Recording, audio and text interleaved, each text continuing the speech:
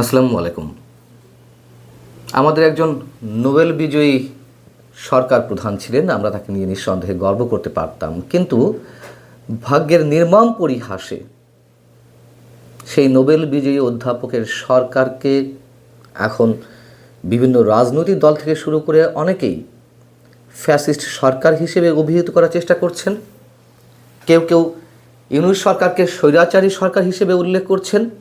আন্তর্জাতিকভাবে ডক্টর ইউনূস তার এই স্বৈরাচারী সরকারকে টিকিয়ে রাখতে সাংবাদিকদেরকে, গণমাধ্যমকে লক্ষ্যবস্তুতে পরিণত করেছে, এমন মন্তব্য করা হচ্ছে। সিনিয়র সাংবাদিক আনিস আলমগীরের গ্রেপ্তার এবং রিমান্ডে নেওয়ার ঘটনায় বিভিন্ন সংগঠন এমন মন্তব্যই তুলে ধরছে। যেমন লেখক, সাহিত্যিক এবং সাংবাদিকদের আন্তর্জাতিক সংগঠন পেন ইন্টারন্যাশনাল এটির বাংলাদেশ শাখা একটি বিবৃতি দিয়েছে। সেই বিবৃতিতে তারা উল্লেখ করছে, পেন বাংলাদেশ মনে করে সুনির্দিষ্ট অভিযোগ ছাড়া একজন সাংবাদিককে এভাবে আটক ও গ্রেপ্তার দেখানো আইনের শাসনের পরিপন্থী এবং অগ্রহণযোগ্য। অস্পষ্ট ও কঠোর আইনের মাধ্যমে গণমাধ্যম কর্মীদের লক্ষ্যবস্তু বানানো হচ্ছে, যা সাংবাদিক মহলে ভয়ের পরিবেশ তৈরি করছে এবং জনগুরুত্বপূর্ণ গঠনমূলক বিতর্ক বাধাগ্রস্ত হচ্ছে। যুক্তরাষ্ট্রভিত্তিক আন্তর্জাতিক সংস্থা সাংবাদিকদের সুরক্ষায় যেই সংগঠনটি কাজ করে, CPJ, committee to protect journalist, তারাও একটি বিবৃতি দিয়েছে।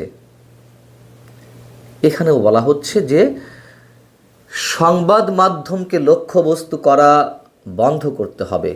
তারা এই আহ্বান জানিয়ে বলছে, একটি ঐতিহাসিক নির্বাচনের কয়েক মাস আগে একজন সাংবাদিককে আটক করার জন্য সন্ত্রাসবিরোধী আইন ব্যবহার করা গণতন্ত্রের স্তম্ভ সংবাদপত্রের স্বাধীনতার প্রতি অন্তর্বর্তীকালীন সরকারের অঙ্গীকার সম্পর্কে গুরুতর উদ্বেগ সৃষ্টি হয়েছে। সরকারের সমালোচনামূলক মতামত প্রকাশের জন্য সংবাদ মাধ্যমের সদস্যদের লক্ষ্যবস্তু করা বন্ধ করতে হবে। আপনারা জানেন যে সিনিয়র সাংবাদিক আনিস আলমগীরকে যেই আইনে, যে কালা কানুনের মধ্যে আটকানো হয়েছে, সন্ত্রাসবিরোধী আইনে মামলা দেওয়া হয়েছে তার বিরুদ্ধে, ঠিক সেই আইনে আমাকেও আটক করা হয়েছিল 28শে আগস্টে, এবং আমার সাথে আরও অনেকে আটক হয়েছিলেন। আপনারা জানেন, অধ্যাপক থেকে শুরু করে মুক্তিযোদ্ধা পর্যন্ত। তো তখন গেটিস্টোন ইনস্টিটিউট, যুক্তরাষ্ট্রভিত্তিক গবেষণা প্রতিষ্ঠান, তারা একটি নিবন্ধ প্রকাশ করেছিল সাংবাদিক সালাউদ্দিন শোয়েব চৌধুরীর। তার শিরোনাম ছিল from peace laureate to press jailer, the authoritarian transformation of Mohammad Yunus. নিশ্চয়ই বুঝতে পারছেন, শুরুতে যে কথাগুলো বলছিলাম তার মোটামুটি নির্যাস এখানে রয়েছে। যে তো এখানে বলা হচ্ছে, বছরের পর বছর ধরে তুরস্কের রাষ্ট্রপতি রিসেপ তাইয়েপ এরদোগান ভিন্নমত পোষণকারীদের নৃশংসভাবে নীরব করে দেওয়ার সমর্থক হয়ে উঠেছেন, যার ফলে তার দেশ সাংবাদিকদের জন্য বিশ্বের বৃহত্তম কারাগারে পরিণত হয়েছে। আজ আশ্চর্যজনকভাবে একসময় মধ্যপন্থী মুসলিম গণতান্ত্রিক দেশ হিসেবে পরিচিত বাংলাদেশের নোবেল বিজয়ী মোহাম্মদ ইউনূসের অনির্বাচিত সরকার একই বিপজ্জনক পথ অনুসরণ করছে।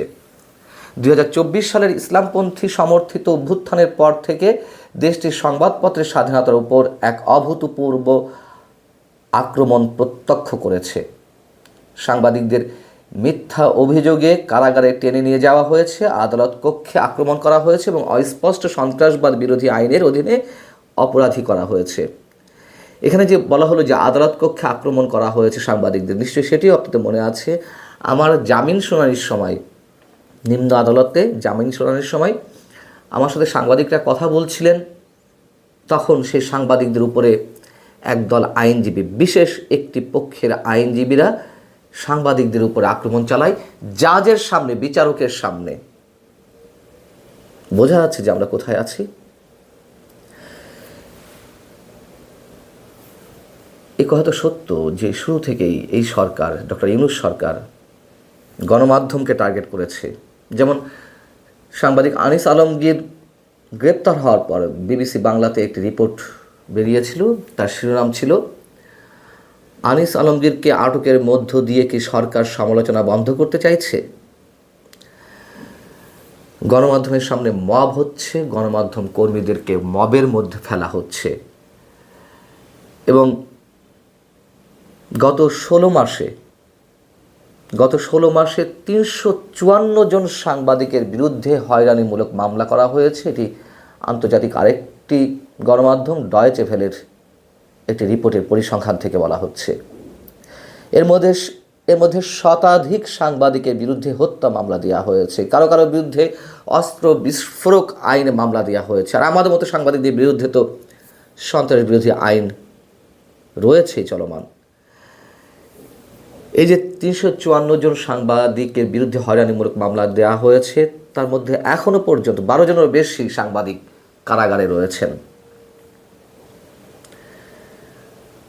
এই প্রশ্ন তো উঠছে, স্বাধীনতার 54 বছরের ইতিহাসে আর কোনো নির্বাচিত কিংবা অনির্বাচিত সরকারের সময় অথবা নির্বাচিত সরকারের 5 বছরের মেয়াদকালেও এত সাংবাদিকের বিরুদ্ধে মামলা হয়েছে কিনা? মামলা হতেই পারে সাংবাদিকরা অপরাধ করলে, কিন্তু এই যে 354 জন সাংবাদিকের বিরুদ্ধে হয়রানিমূলক মামলা দেওয়া হলো, হত্যা থেকে শুরু করে বিভিন্ন অপরাধমূলক কর্মকাণ্ড উল্লেখ করে কজন সাংবাদিকের বিরুদ্ধে অপরাধ প্রমাণিত হয়েছে এই প্রায় 1.5 বছরে? আমরা নিঃসন্দেহে বলবো, শেখ হাসিনা সরকারের সময়, আওয়ামী লীগ সরকারের 15.5 বছরে অনেক সাংবাদিক নির্যাতনের শিকার হয়েছেন। কিন্তু যারা আটক হয়েছিলেন তাদের কাউকে হাতকড়াই পরানো হয়েছিল কেবলমাত্র, লাইফ ভেস্ট পরানো হয়নি, হেলমেট পরানো হয়নি, যেমন করে শীর্ষ সন্ত্রাসীদেরকে এসব জিনিস পরানো হয়। যেমন আমাকে পরানো হয়েছিল, সাংবাদিক আনিস আলমগীরকেও পরানো হয়েছে।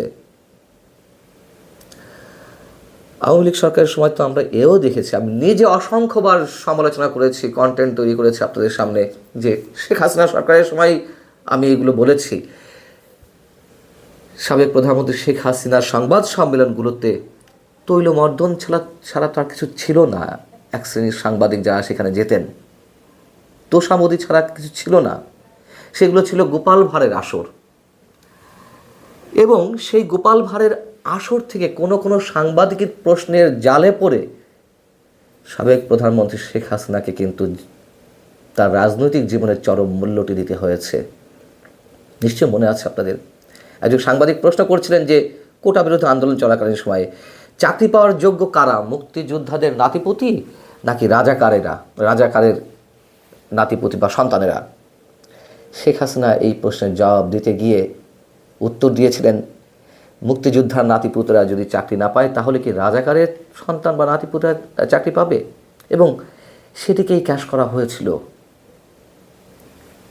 এইটিকে স্লোগানে রূপান্তর করে সাধারণ মানুষের সেন্টিমেন্টে আঘাত করা হয়েছিল।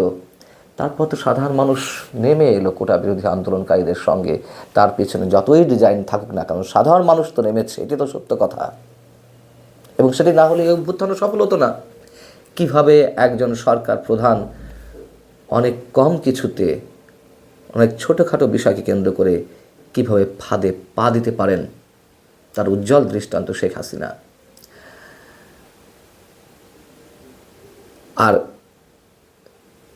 সাংবাদিক নির্যাতন করে ঠিক একইভাবে নোবেল বিজয়ী অধ্যাপক তিনি নিজেও কোনো বিপদে পড়তে যাচ্ছেন কিনা সেটা তিনি নিজে ভেবে দেখবেন কিনা, অবশ্যই সেটি তার বিষয়।